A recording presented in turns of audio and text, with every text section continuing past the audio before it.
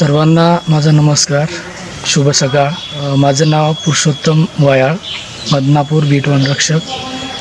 आज आपण 4K लाईव्हच्या टीमसोबत Badnapur झोनमधून safari करणार आहोत.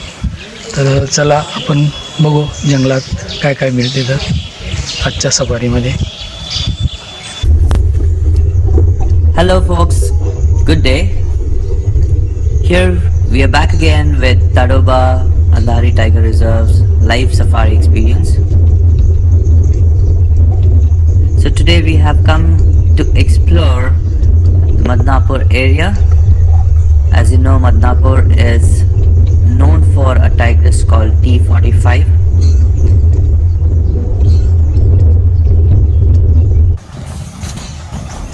So T45 is known to have 3 little cubs who might be approximately about 6 to 7 months old, and right now we are approaching Junabai water body. So Junabai water body is the first water body that we get after entering from the Madnapur gate. So we are at the Junabai water body, and you can see a beautiful tall mahua tree here and a lot of langurs right under the mahua tree. So it looks like it's an early start for them, and you can see them picking the mahua flowers and having it. So we'll have to wait and watch what will happen to these langurs after having the mahua. Would they be normal? Something has happened there, so they all are leaving the place. It's getting warmer and all the langurs have come for the shade. Here you can see a couple of langurs getting a little naughty. The langurs seem to be at peace right now. They're not at all bothered. So I think we should head further on to check the other water bodies in search of Tigress T45 and her cubs. So we'll be heading to a different water body called 104.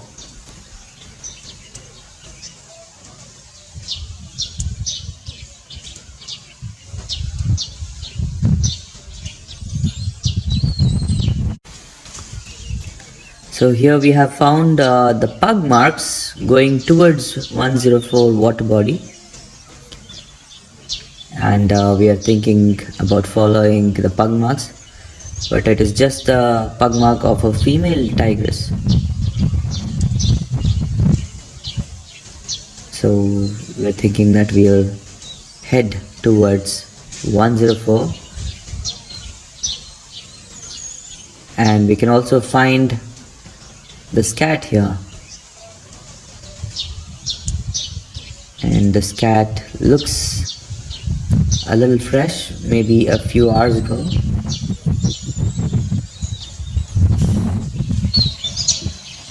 So if you take a closer look at this cat, it is covered with the flies,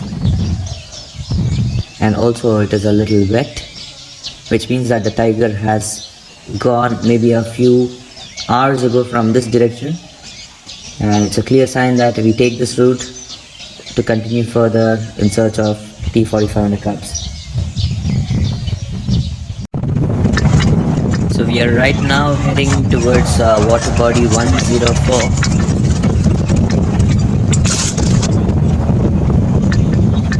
This is a beautiful water body out of the open,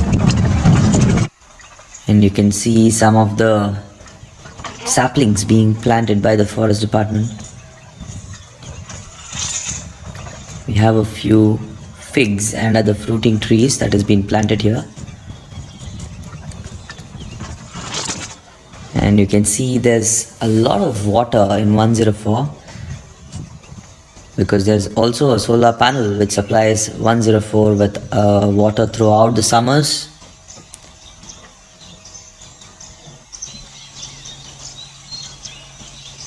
We can hear a lot of birds chirping behind. There is a white-bird fantail flycatcher in the background with a beautiful whistle. and also a brain fever bird. So this place is very much famous for some beautiful, colorful birds. And let's see if we are lucky enough to see some of the summer visitors over here.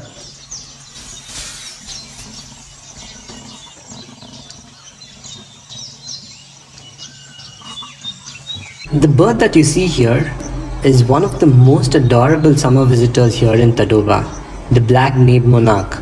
So he gets his name because of the distinctive black patch on the back of his head and the thin black gorgets, which the females lack. These, like the paradise flycatchers, are insectivorous birds. They feed on insects, butterflies and flies. You often see these birds near water bodies foraging throughout the day.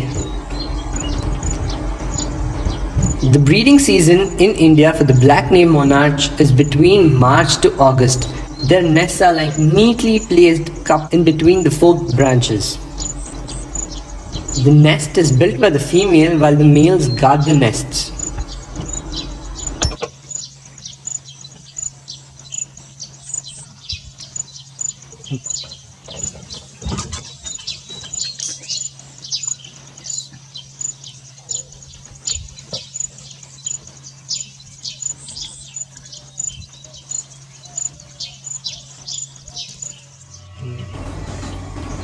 So the bird that you see here is the most graceful looking flycatcher. It's called the Indian paradise flycatcher and it has a long ribbon-like tail. The males occur in two different morphs, cinnamon or rufous and the white morph. The females, however, are cinnamon or rufous and they lack the beautiful blue eye ring that the males have. You might think, why the morphism? So basically, in a recent survey, they found out that the morphism is due to the geographical location. So the ones in south are predominantly rufous, the ones in the north are predominantly white, and the ones that you get in central India are a mixture of the rufous and the white.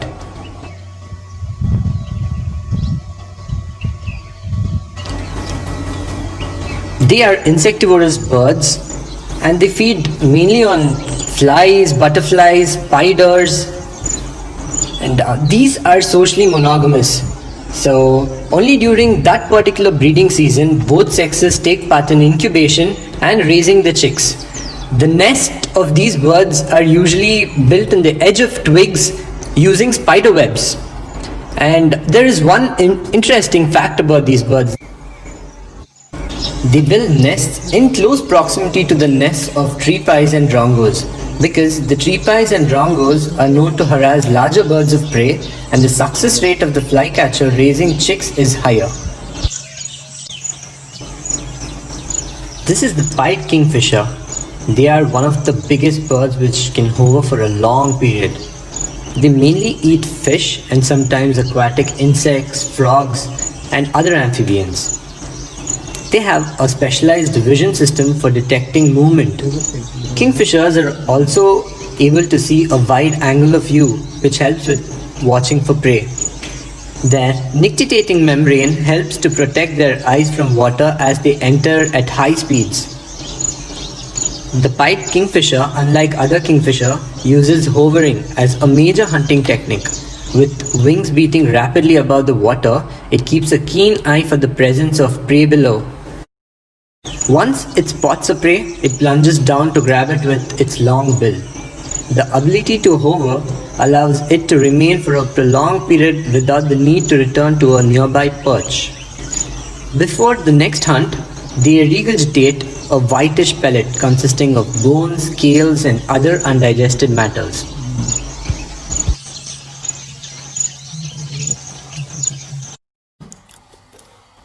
Following the pug marks, we reached water body 104 and we saw some good birds activity there, but there is no signs of tiger. So the next strategy is, let's go back to the protection hut, take the backside road of a protection hut and reach the water body 862 where T45 regularly patrols that area and look for some signs for her presence there.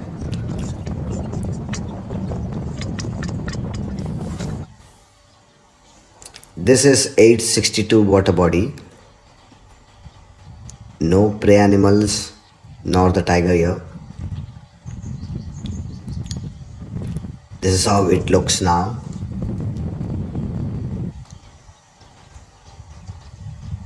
A lone pond heron trying to catch some fishes or amphibians.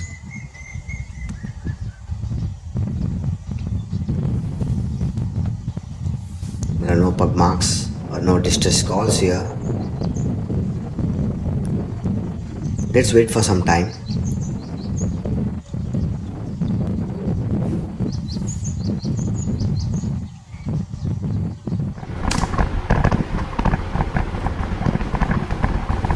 So after checking the water body 862, we will be now heading towards water body 103.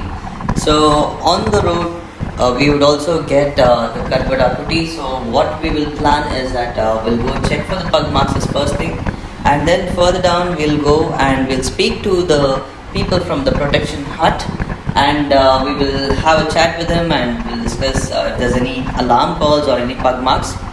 Here you can also see a bridge or a concrete structure. So this structure is constructed by the forest department to avoid the soil erosion and also to make a good road, especially when the monsoon safaris are on.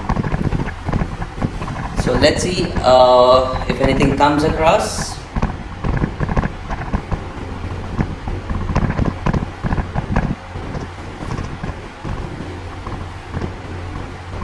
So we are about to reach the Tadoba-Andhari, and this is a beautiful structure made here, and a small hut-like structure that you see in front of the protection hut is the breakfast point where during the safaris the guests or the tourists are allowed to get down from the vehicle and they can have the breakfast.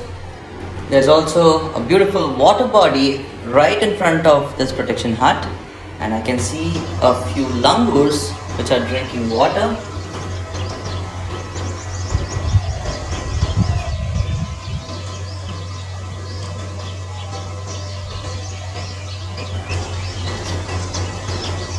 So if you observe this troop, there are about 7 adult langurs, and out of which 6 langurs have young ones.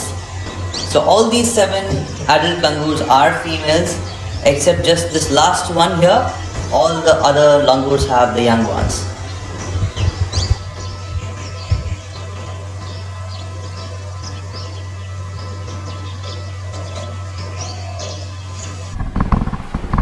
So right now we are heading towards a water body called the Matkasur water body. After the discussion with the people from the protection hut, they informed us that there is no sign, no alarm calls of this tiger's T45. So what we are doing right now is going and checking the water body which is close to 103, that is the Matkasur water body. So sometimes T45 is also seen coming to this water body. In fact, this is the area where it overlaps with another tigress called T2, and she also has 3 sub-adults.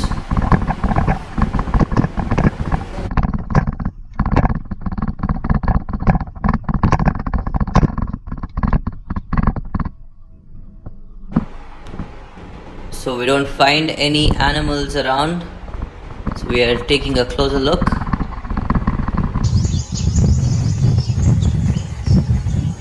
We can see a bullfrog, a female bullfrog here, and this bullfrog is using the nesting of a kingfisher. Being amphibians, it is difficult in the extreme hot months, and hence these bullfrogs also seek refuge in the abandoned nests of the kingfishers.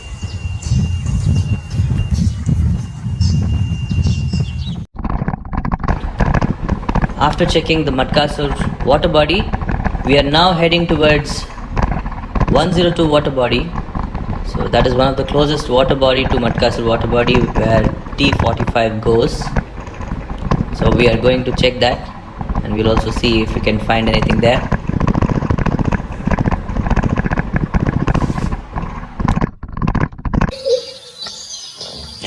Here we have a beautiful crested serpent eagle.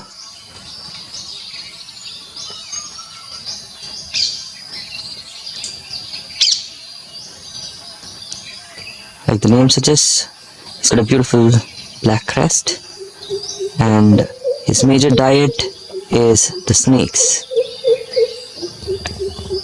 They're excellent hunters of snakes. They have brilliant eyesight.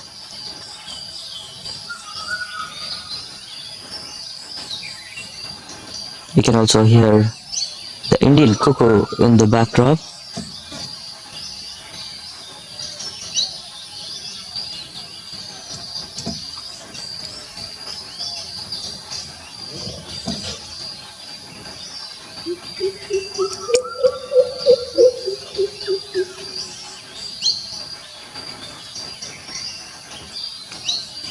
Look at his beak. Oh my god. That's as sharp as a razor. And his eyes, which are extremely sharp. He's been perched in one place and he's been looking around everywhere. Which means you can imagine how sharp the eyesight would be of this eagle.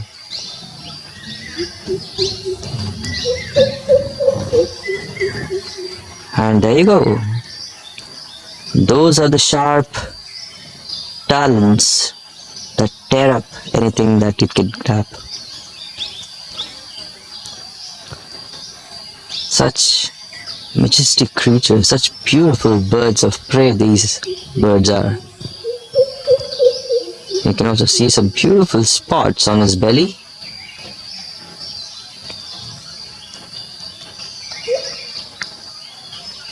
And a fierce look in his face.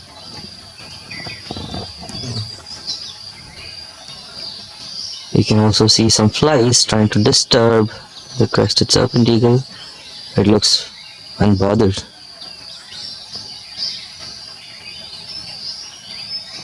Look at him. There are a couple of flies which have actually sat very close to the eyes and he's still not bothered.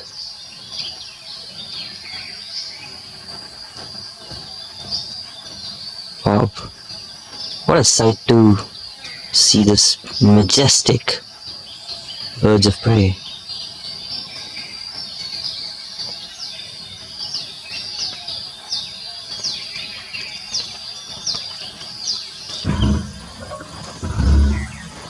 It looks like he'll take off now.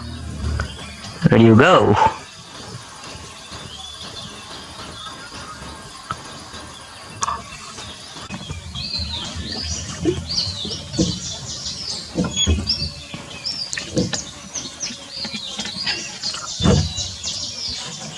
There's a male on the left and a female on the right.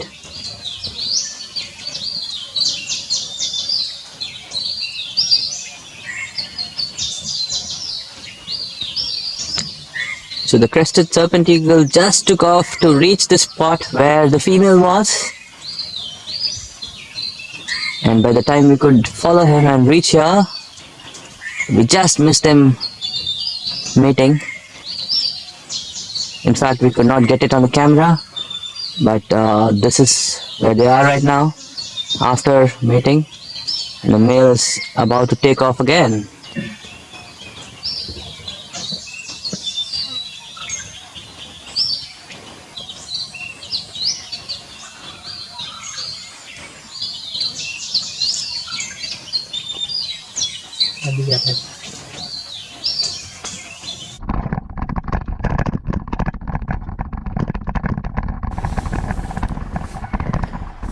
We are about to reach water body 102. It is an artificial water body, and in the monsoon this water body is completely full. You can also see a natural barrier that is being constructed by the forest department to avoid the vehicles from going very close to the animals.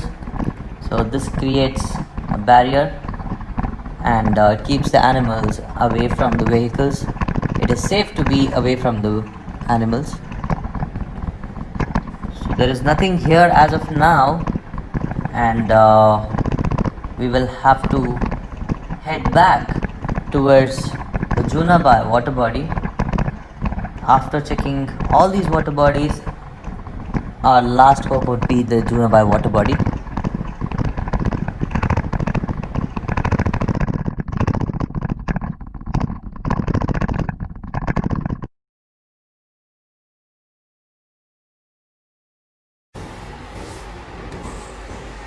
So we have just arrived towards the Junabai protection hut. There is one artificial water body very close to the protection hut, and we can see a few spotted deer which are hesitant to come and drink water. Oh, we heard the alarm call of a spotted deer at a distance. It has been continuous. There might be a good chance.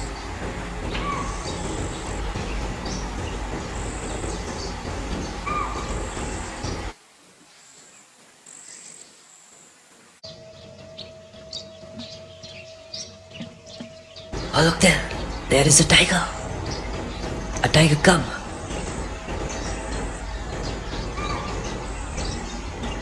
So this tiger cub is in the thickets. We are waiting near the water body for the tiger to come. We have a tiger cub which is waiting to come towards the water body. And the second one. So these two tiger cubs are approaching the water. We are just wondering where the third one is. The third one is a little shy and might be a little late to come to the water. But these two are extremely bold for a 6-month-old.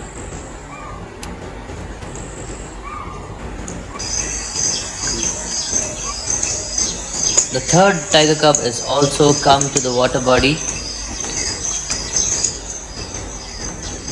and all three of them are quenching their thirst. Such a beautiful sight to see them.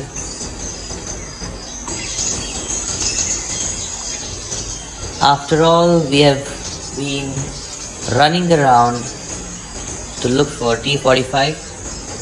These tiger cubs show up in the end. And we were just wondering where were they all this time.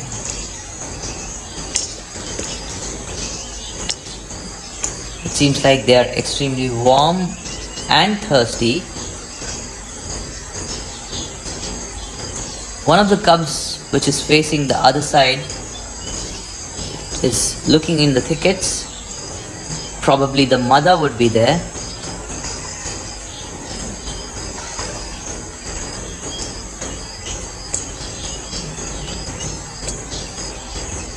Wow, so beautiful to see all three of them. Last month, at this point of time, they were even much smaller. In 1 month, they have grown a lot. And they are even more bolder, I should say. They themselves have come to drink the water without even expecting the mother to join.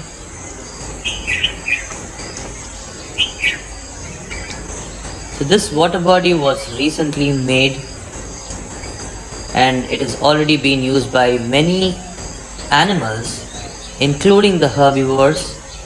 In fact, in our last episode we had shown you a sloth bear with the two cubs drinking water here, and just a few minutes ago we saw a herd of spotted deer which came to quench the thirst. It is the same water body that these tiger cubs have come.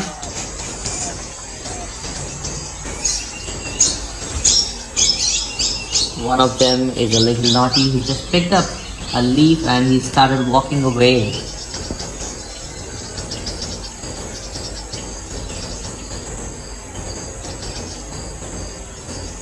It's such a beautiful sight to see these young tigers coming very close to the human habitation.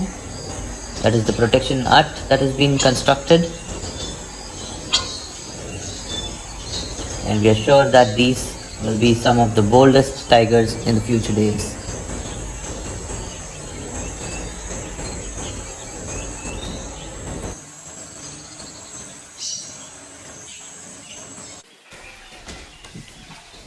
All the three cubs seems relaxed. A couple of them have already started grooming. Grooming in tigers is very much necessary to keep themselves clean,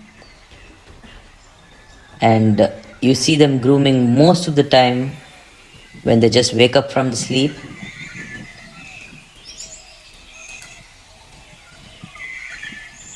The cub that just got out of the water looks a little curious.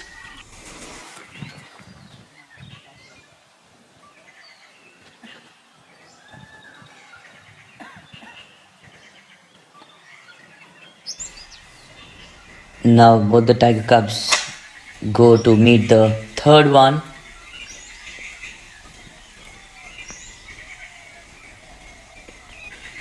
I think they're going back.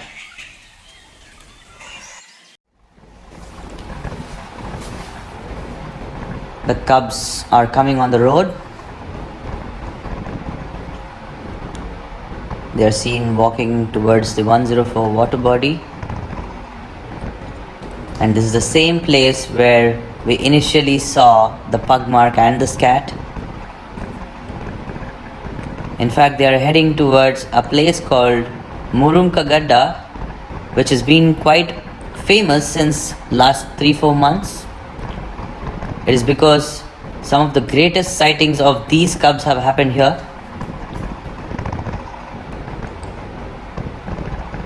They're just walking. We don't have any sign of T45 yet. The cubs have caught something. They both are moving in the same direction. And here she comes. The mother of these three cubs, T45. She is showing all her love and affection by grooming.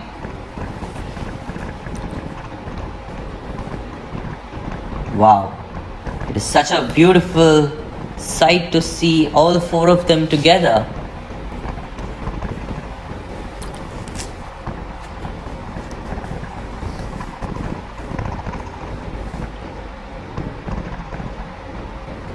They all look relaxed, and the mother is taking them into the thickets. It's time for us to head back to the safari gate too. So we will leave them alone to have a good time, and we will be heading back towards the Madnapur safari gate.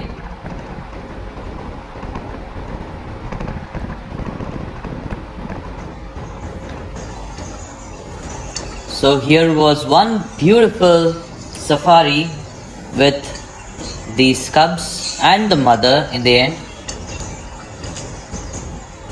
It was such a great start with some beautiful raptors and also some flycatchers.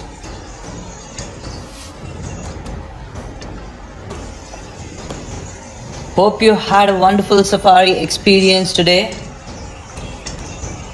Please like, share and subscribe the YouTube channel called TATR 4K Live. We will be coming up with a new episode tomorrow at 3 p.m. Till then, goodbye.